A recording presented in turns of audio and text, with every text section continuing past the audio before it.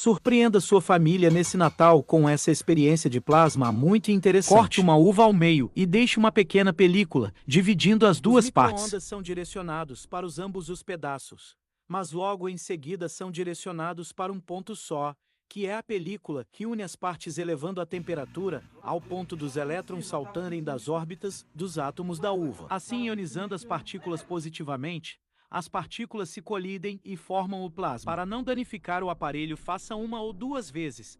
Tenha um bom Natal científico e supere o tio do pavê.